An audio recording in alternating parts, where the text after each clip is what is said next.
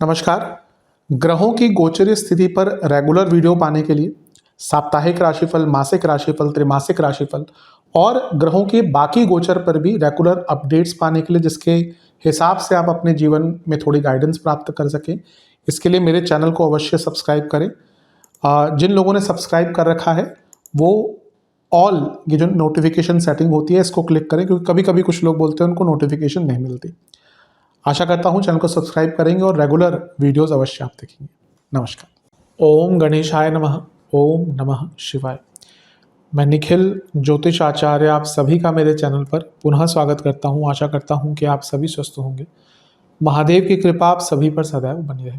ये video mean यानी कि पाइसेस के लिए बहुत विशेष है, क्योंकि यह वीडियो है 14 अप्रैल से 15 मई 2026 में होने वाले सूर्य देवता के गोचर के बारे में। सूर्य महाराज राशि बदल रहे हैं। कब बदल रहे हैं?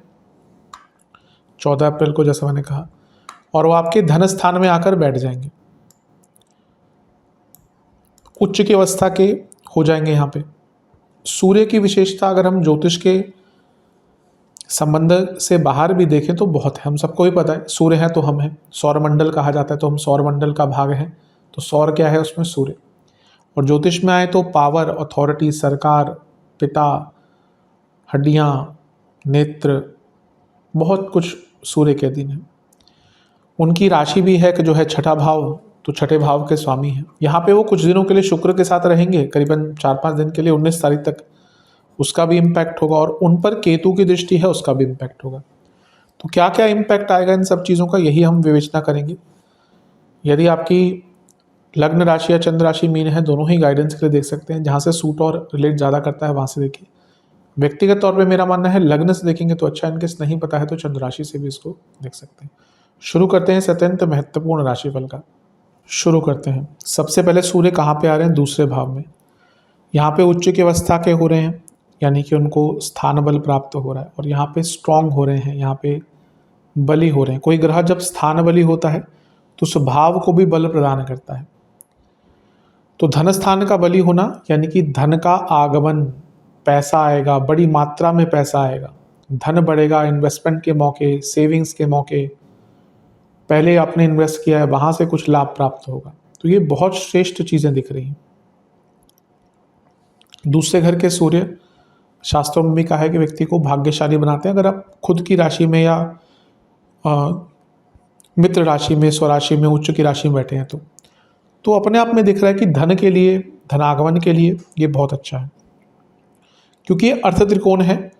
यहाँ पे सूर्य बली हो रहे हैं, यानी कि करियर में आगे बढ़ने के मौके मिलेंगे। और क्योंकि ये सप्तम से अष्टम में, अगर आप बिजनेस करते हैं तो उसमें भी कुछ बदलाव का मौका, कुछ सरकारी लाभ या सरकारी काम जो अटक रहे थे उसमें आपको लाभ प्राप्त होगा। दूसरे घर में जब सूर्य आते हैं तो व्यक्ति को अपनी परंपराओं से जुड़ने का मौका मिलता है। आज के टाइम में भी कह सकते हैं कि व्यक्ति अपने गाँव वापस जाता है। अब आज के टाइम में कई लोग शहर में रहते हैं, अपने गांव जाने का टाइम बहुत कम मिलता है। तो हो सकता है अपने क्योंकि परंपरा तो वहीं से जुड़ी है। हम शहरों में कुछ भी कर लें, गांव की परंपराएं तो अलग ही हैं और वही रियल परंपराएं होती हैं। हमारी रूट्स तो वही हैं। आज वही चीज़ है कि लेट्स से कि जो अभी बड़े हैं 40, 45, 50 तक के हैं, उनको फिर भी याद है। जो नए बच्चे आ रहे हैं उनको अपनी परंपराओं से टूट ही चुके हैं। कहीं ना कहीं मेरे हिसाब से कनेक्शन जोड़ के रखना चाहिए। तो कोशिश कीजिए कि अपनी परंपराओं से जुड़े, जिस भी प्रकार की हो। और ये कुटुंब में भी पैसा आता हुआ दिखता है। लेकिन जब भी सूर्य दूसरे घर में आते हैं तो कुटुंब में वैमनस्य यानी कि वैर, ईगो क्लैशेस, ये भी उत्पन्न होता है। तो पैसों की बात पर झगड़े हो सकते हैं।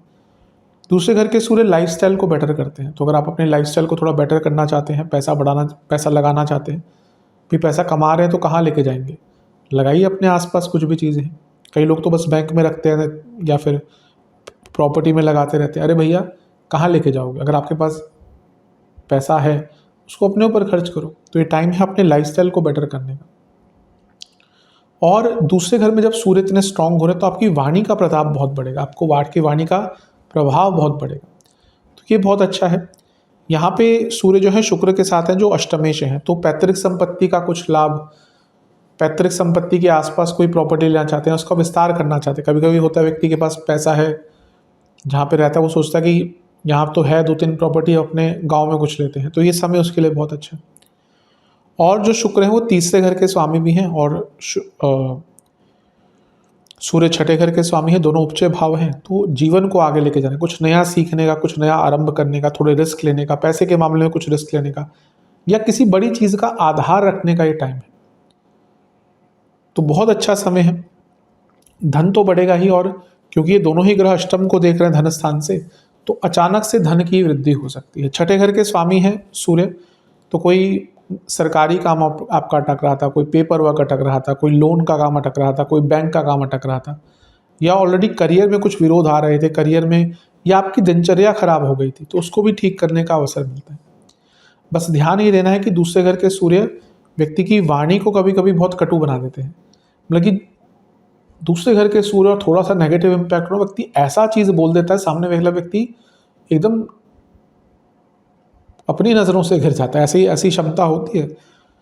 तो थोड़ा अपनी वाणी पर कंट्रोल कीजिए, क्योंकि जैसे मैंने पहले भी कई बार बोला कि आपका अच्छा समय है तो शायद आपकी बातों को लोग सुन लें, लेकिन समय का पहिया घूमता है। तो जब आप अच्छी स्थिति में है लोग सुन लेंगे बातों को, लेकिन जब आप नहीं हैं तो लोग नहीं सुनते। एक अफसर जब तक कुर्सी पे है उसकी इज्जत सब करते हैं, जिस दिन कुर्सी से उठा शायद उसको दोबारा अफसर उस व्यक्ति को कुछ टाइम बाद अंदर वापस अपने ऑफिस में जिस पे बैठ के उसने राज किया था, वापस उस ऑफिस में आने के लिए भी परमिशन लेनी पड़ी। इसलिए यहाँ पे ध्यान दीजिएगा, किसी का निरादर ना करें। वो चीज़ें जैसा मैंने कहा ना, कभी कभी वापस आती हैं तो चुभती हैं। दूसरे घर के सूर्य सरकार से लाभ तो दे सकते हैं, लेकिन कभी कभी राजदंड के अधिकारी बनाते हैं। तो अगर आपका कुछ ऐसा काम है जिसमें आपका सरकार से बहुत लेना देना, या कुछ ऑलरेडी मैटर चल रहा है, उसको सॉल्व करने का प्रयत्न कीजिएगा। यहाँ से दोनों क्योंकि अष्टम को देख रहे हैं, तो कुछ नई साधनाएं सीखने का, कुछ नया साधना क्रम करने का भी अच्छा मौका है। केतु का प्रभाव भी है यहाँ पर सूर्य पर। जहाँ सूर्य आत्मा है तो वहीं केतु आत्म मंथन है। तो जब केतु का प्रभाव सूर्य पर होगा तो ये भी समझाएगा कि क्योंकि अर्थ त्रिकोण है, आपको अपने आप को और प्रोडक्टिव कैसे बनाना है, ये चीज़ें आपको यहाँ पे समझ आना शुरू हो जाए। कैसे आप और प्रोडक्टिव बने, कैसे आप और अच्छा अपने जीवन या कहीं लाइफस्टाइल को आपको बेटर करना है, ये सूर्य बहुत मदद करने वाले हैं आपकी। अपने खाने पीने को बेटर करना है, दूसरे घर में आए ना तो अपने खाने पीने को बेटर कीजिए। जैसा अन्न वैसा मन, केवल डाइट को ही ठीक कर आप अपनी प्रोडक्टिविटी को बहुत ज़्यादा कर सकते हैं। हम में से कई लोग बहुत ज़्यादा खाते हैं खाना, जितनी आवश्यकता नहीं होती, और व्यर्थ की चीज़ें बहुत खाते हैं। तो अपने अन्न को कंट्रोल कीजिए, अपने मन पर भी उससे नियंत्रण आएगा। फिर से कहूँगा, घर में कोई ऐसी बात मत कीजिएगा जो किसी को चुभे, किसी को कहीं पे भी ऐसी बात मत कीजिएगा। लेकिन धन के रूप में, धन के एरिया में ये बहुत अच्छा है। और जैसे मैंने कहा कि अर्थ त्रिकोण है, अपने आप को प्रोडक्टिव बनाएं, करियर में और बेटर हो, और किस प्रकार से अपनी प्लानिंग को इम्प्लीमेंट कर पाएँ, ये सब सीखने के लिए टाइम बहुत अच्छा है। सेहत की अगर बात करें तो दांतों की प्रॉब्लम, आंखों की प्रॉब्लम, ब्लड डिसऑर्डर, हड्डियों की प्रॉब्लम, प्राइवेट पार्ट से जुड़ी प्रॉब्लम स्तन कर सकती है। तो ये देखा जाए तो अच्छा ही है। हाँ, करियर बिजनेस में मैं यही कहूँगा कि थोड़ा ना टाइम मैनेजमेंट पर ध्यान दीजिएगा। मैरिड लाइफ पर इसका थोड़ा नेगेटिव इम्पैक्ट हो सकता है। लव लाइफ में फिर भी ठीक ठाक है, लेकिन मैरिड लाइफ में इन लॉज के कारण या ईगो क्लैशेस के कारण दिक्कत आ सकती है। तो इन सब चीज़ों पर विचार कीजिएगा। उपाय की बात कर लेते हैं। उपाय के स्वरूप में एक पात्र में गंगा जल, गुलाब जल और जल लेकर सूर्य देवता को अर्घ दे। ओम आदित्याय नमः मंत्र का 108 बार जाप करें। महादेव का गंगा जल से अभिषेक कर अष्टगंध से विलेपन कर शिव पंचाक्षर स्तोत्र का पाठ करें, और किसी भी मंदिर में गेहूं के आटे का दान करें। आशा करता हूँ वीडियो काम आएगा। चैनल पर नए हैं सब्सक्राइब कीजिए, वीडियो को लाइक कीजिए। मिलता हूँ मैं आप सभी से अगली वीडियो में, तब तक के लिए ओम नमः शिवाय।